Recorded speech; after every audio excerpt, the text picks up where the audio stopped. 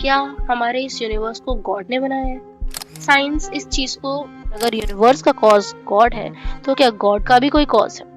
हमारी लाइफ का असली मतलब क्या है? आई थिंक हमें हिस्ट्री के पन्ने खोलने चाहिए।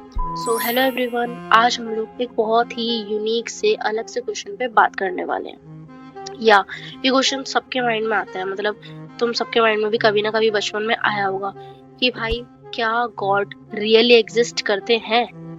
सो बेसिकली आज की वीडियो में हम लोग इसी क्वेश्चन का आंसर ढूंढने वाले हैं, साइंस के थ्रू, फिलोसफी के थ्रू, हिस्ट्री के थ्रू और भी बहुत सारे ट्रेडिशंस के थ्रू क्या हमें हमारा आंसर मिलता है। और इस सवाल को ढूंढते समय हमारे मन में कुछ सवाल जरूर आए। क्या हमारे इस यूनिवर्स को गॉड ने बनाया है? और अगर नहीं बनाया तो क्यों हमारी सारी ओल्ड सिविलाइजेशंस में गॉड की बात होती है? क्यों सब लोग एक सुप्रीम पावर को पूछते हैं? ऐसे क्वेश्चन। सबसे बड़ा सवाल, अगर गॉड है तो दिखते क्यों नहीं? और अगर वो नहीं है तो हमारी लाइफ का असली मतलब क्या है? आई होप मेरी रिसर्च और इस पूरी वीडियो को देखने के बाद तुम लोगों को इस सवाल का आंसर जरूर मिल जाएगा। तो इस वीडियो को एंड कर दो। सो भाई देख, जो हमारी साइंस का काम, साइंस से अगर हम समझे कि गॉड है या नहीं, साइंस के एविडेंस की बात करें, साइंस के एक्सपेरिमेंट्स की करें, तो बेसिकली साइंस का काम होता है सारी चीजों के फिनोमेना को समझना, उस पर एक्सपेरिमेंट्स करना और देन उसके बाद बताना कि भाई क्या चीज है क्या चीज नहीं। तो गॉड पे हम एक्सपेरिमेंट नहीं कर सकते, गॉड पे हम मेजरमेंट नहीं कर सकते। सो साइंस इस चीज को प्रॉपरली नहीं मानता, बट कहीं कहीं साइंस भी कंफ्यूज हो जाता है कि भाई क्या चीज रियल है क्या चीज रियल नहीं है। बेसिकली साइंस के पास इस चीज का आंसर नहीं। अगर हम लोग अभी बिग बैंग थ्योरी के बारे में बात करें, बेसिकली मैं तुम्हें इसके बारे में थोड़ा थोड़ा बताती हूँ कि बिग बैंग थ्योरी क्या होती है, शॉर्ट में समझना। तो ये जो बिग बैंग थ्योरी है, ये हमें ये सारी चीजें बताती है कि हमारी जो अर्थ है, ये जो पूरी गैलेक्सी है, ऑलमोस्ट 13.8 बिलियन ईयर्स पुरानी। और जो बिग बैंग थ्योरी है वो गॉड के ओरिजिन के बारे में नहीं बताती, वो हमारे इवोल्यूशन के बारे में बताती है कि हम सब लोग कैसे इवॉल्व हुए, कैसे सारी चीजें स्टार्ट हुई, लाइक यहाँ से सब कुछ आया। वो ये नहीं बताती, वो सिर्फ इवोल्यूशन के बारे में बताती है, ओरिजिन के बारे में नहीं बताती। और यहीं पे एक इंसान आता है जिसका नाम है डैन। ये हमें ये बताते हैं कि सब कुछ कैसे इवॉल्व हुआ, इतनी सारी डाइवर्सिटी कैसे है, एंड ऑल एंड ऑल। ये हमें ये नहीं बताते कि किस चीज का ओरिजिन कहाँ से स्टार्ट, और जो हमारी लाइफ का कंप्लीट स्टार्ट है कि बिल्कुल लाइफ हमारी शुरू ही कहाँ से हुई, इसका आंसर साइंस हमें नहीं देती। तो अब भाई देखो कि साइंस के पास तो इसका कोई कंप्लीट आंसर नहीं है, तो हम अपने फिलोसोफर्स की तरफ बढ़ते हैं, रीजनल ट्रेडिशंस की तरफ बढ़ते हैं कि उनका क्या कहना है गॉड को लेके। कुछ फिलोसोफर्स का कहना है कि हर चीज के पीछे कोई ना कोई कॉज होता ही, इसे ये लोग फर्स्ट कॉज आर्ग्यूमेंट थ्योरी कहते हैं कि हर चीज का कोई ना कोई कॉज है। देन यहाँ पे कुछ लोग आके बोलते हैं कि डेफिनेटली हमारे यूनिवर्स का कॉज गॉड है। देन अगेन आर्ग्यूमेंट करते हैं लोग एंड पूछते हैं, अगर यूनिवर्स का कॉज गॉड है तो क्या गॉड का भी कोई कॉज है? या ऐसे ही बातें चलती रहती है और हम लोगों को यहाँ स्पेसिफिक आंसर नहीं दे पाता कोई भी फिलोसोफर। तो भाई ये फिलोसोफर्स हमें फाइनल आंसर तक नहीं ले जाते, ये लोग हमें सोचने के नए नए तरीके बताते हैं कि क्या कैसे हो सकता है। हम लोग बात करें कि हमारे स्पिरिचुअल ट्रेडिशंस क्या कहते हैं, ये लोग गॉड को लैबोरेटरी में टेस्ट करने की या उनको मेजर करने की बात नहीं करते। ये लोग बात करते हैं उस एक्सपीरियंस की, उस मेडिटेशन की, उस ट्रस्ट की जो इन्हें गॉड से जोड़ता है और गॉड से मिलाता है। इनके अकॉर्डिंग गॉड एग्जिस्ट कर, जैसे अगर हम लोग अपने हिंदुइज्म की बात करें, भगवत गीता की बात करें, तो कृष्णा जी ने अर्जुन से कहा था कि गॉड कोई बाहर की थ्योरी या बाहर की फिलॉसफी या कोई बाहर का क्रिएटर नहीं है, वो तुम्हारे ही अंदर है, बस तुम्हें उसे महसूस करने की जरूरत है।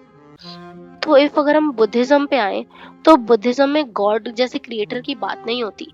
यहाँ पे लोग दुख को समझना, दुख से कैसे निकले, मोक्ष की तरफ कैसे जाए, इस बारे में बात करते हैं। तो अगर हम जैनिज्म की तरफ बढ़े, तो जैनिज्म में भी हमारे कर्म, हमारी आत्मा और हमारे मोक्ष के बारे में बात की। ये लोग भी किसी एग्जैक्ट क्रिएटर की बात नहीं करते। और अगर हम इस्लाम की, क्रिश्चियनिटी की और जुडिज्म की बात करें, तो ये लोग डेफिनेटली एक क्रिएटर को मानते हैं, जिस क्रिएटर ने इस पूरे यूनिवर्स को बनाया, जो हम सबको चला रहा है, वो ये वाली बातें मानते हैं। सो अगर हम देखें तो हमें बहुत सारे रिलीजन की बात करके काफी कॉन्ट्राडिक्ट आंसर मिलते हैं। यहाँ पे हमें कोई स्पेसिफिक आंसर नहीं मिलता बिकॉज हर किसी के आंसर्स, हर किसी के क्वेश्चंस आपस में क्लैश कर रहे हैं। सो भाई अब तक हमने बात करी किसी के लॉजिक्स की, किसी के मेजरमेंट की, किसी के बिलीफ की, किसी के मेडिटेशन की, बट इन सब में हमें हमारा एक प्रॉपर आंसर नहीं मिला। आई थिंक हमें हिस्ट्री के पन्ने खोलने चाहिए, हमें हमारा आंसर वहां मिल सकता है।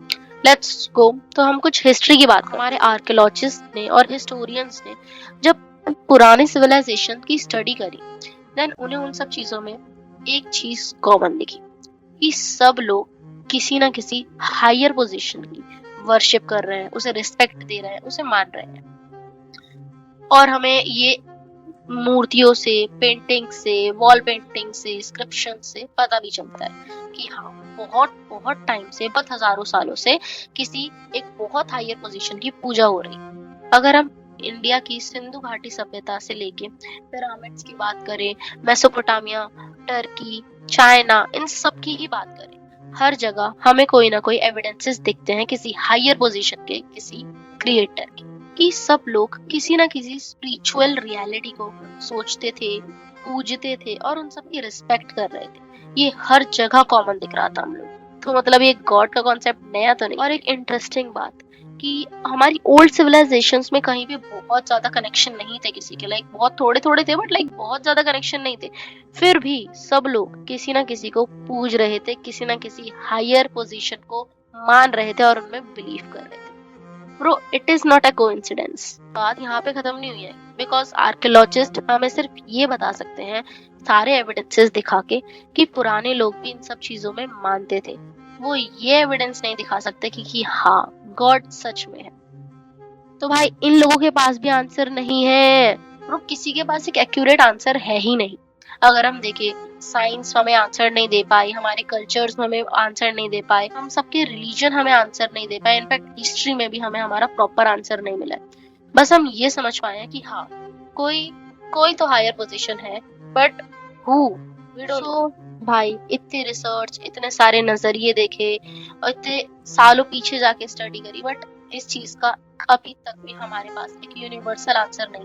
भाई अकॉर्डिंग टू मी, हर चीज को प्रूव करना जरूरी नहीं होता, बिकॉज हर चीज का कोई फॉर्मूला नहीं होता यार। प्यार, उम्मीद, ट्रस्ट, इन सबको बस हम लोग महसूस कर सकते हैं, इन्हें कहीं प्रूफ नहीं कर सकते। शायद मेरे लिए गॉड भी एक ऐसा ही कॉन्सेप्ट है। मैं अपनी जर्नी से, अपने एक्सपीरियंस से और अपनी फीलिंग्स से ये बता सकती हूँ कि या भाई, गॉड मेरे लिए प्रेजेंस करते हैं। इनफैक्ट अकॉर्डिंग टू मी ये क्वेश्चन ही आई थिंक कभी हम सबके मन में नहीं आना चाहिए था, बिकॉज भाई अकॉर्डिंग टू मी अगेन, जिसने हम सबको बनाया, आज हम उसी की प्रेजेंस पे श्योर हैं। बट यस भाई, सबकी फीलिंग्स अलग होती है, सबके एक्सपीरियंस, सबकी जर्नी, हर चीज अलग होती है।